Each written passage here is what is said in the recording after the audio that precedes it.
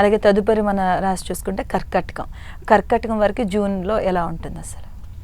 కర్కాటక రాశి వారికి చూస్తే పునర్వసు నక్షత్రం 4వ పాదము, పుష్యమి నక్షత్రం 4 పాదాలు, దాంట్లాగే ఆశ్లేష నక్షత్రం 4 పాదాలు కర్కాటక రాశి.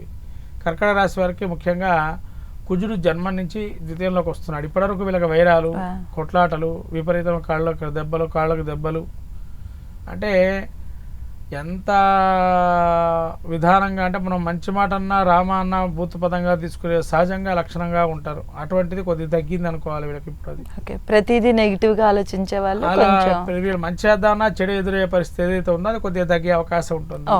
కాబట్టి అది మంచి పరిస్థితిగా గోచరిస్తుంది ఇప్పుడు. తర్వాత వీరికి ఎలా ఉంటుంది అంటే ద్వితీయంలో కుజకేతువులు ఉన్నారు.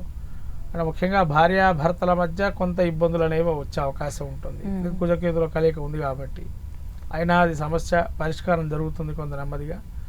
నూతనమైన గృహారంభ గృహప్రవేశాలు చేసేటువంటి వారికి యోగదాయకంగా రుణం తీసుకొని చేసే అవకాశం ఉంటుంది.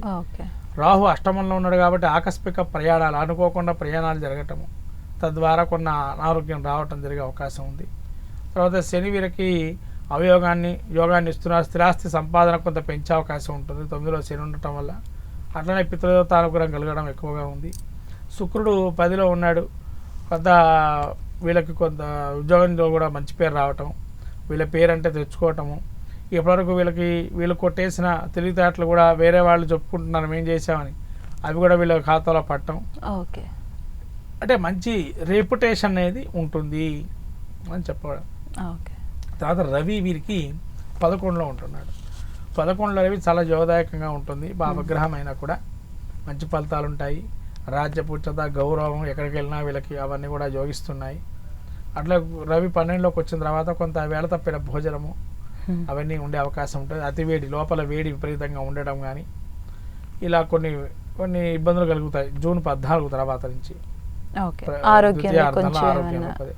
తర్వాత బుధుడు 12లో ఉండడం వల్ల పైత్య ప్రకోపము శారీరకంలో, అంటే ఎక్కువగా ఆహార నియమాలు పాటించకుండా తినేసేస్తూ ఉంటారు. అలా ఏమైందంటే లోపల అది చేరేసి విపరీతమైన ఆరోగ్య విరోచనాలు, అనారోగ్యం వచ్చే అవకాశం ఉంటుంది బుధుడు వల్ల కూడా. అట్లానే వీళ్ళకి అప్పటి వరకు కూడా బంధువులు కూడా చాలా మంచివారు అనుకునేటువంటి వారు ఎవరు నకిలీయో తెలిసే అవకాశం ఉంటుంది. ఇది కొద్దిగా వీళ్ళు కనిపెట్టచ్చు ఈ బుధుడు వల్ల కూడా. ఇక్కడ గురుడు 12లో ఉండడం వల్ల శుభ కార్యక్రమం, మోక్షము, జ్ఞానము లాంటి ఉత్తమ గతులు లాంటివి ఆలోచన చేయటం, ఏ విధంగా మనం ఆరాధన చేయాలి, దేవతారాధన ఎట్లా చేయాలని ఆలోచనలు ఎక్కువగా ఉండటం, ఇవన్నీ జూన్ మాసంలో ద్వితీయార్థంలో కలుగుతాయి. ద్వితీయార్థం బాగుంటుంది. ప్రథమార్థం అంతంత మాత్రం కూడా ద్వితీయార్థం చాలా బాగుంది. విద్యార్థులకి ఎలా ఉంటుందండి? విద్యార్థులకి కొంత కష్టం. వివాహము అంటే ఈ విద్యార్థులకు ఏదైనా చదువు నేర్చుకున్నప్పుడు 1-2 నింతలు చదువుకోవాలి. అంతేకాదు ఒకసారి చదువుకోగా సరిపోదు. 1-2 సార్లు చదువుకుంటే కనుక అది మైండ్కి బ్రెయిన్కి ఎక్కే అవకాశం ఉంటుంది. రాజకీయ రంగంలో ఉన్న వారికి కొంత పలుకుబడి తక్కువ ఉంటుంది. తర్వాత వీళ్ళు రాజకీయాల్లో రాణించాలి అని అంటే కనుక కొద్దిగా టైం ఆలోచన చేసి ఏది మనకు అవసరమో, ఏ టాపిక్ అవసరం దాన్నే మనం తీసుకోవాలి.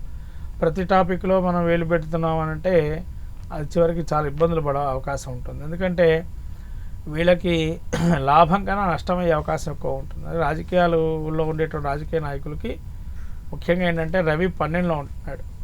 రవి 12లో ఉంటే ఏంటంటే అధికమైనటువంటి అనారోగ్యం రావటము, టెన్షన్స్ ఉండటము జరుగుతాయి. కాబట్టి ఏదైనా కొన్ని సమావేశాలకు దూరంగా ఉండడం మంచిది. మరి వారికి పరిష్కార మార్గాలు ఎలా ఉంటాయి? ఆదిత్య హృదయ పాలన చేసుకోవటం మంచిది.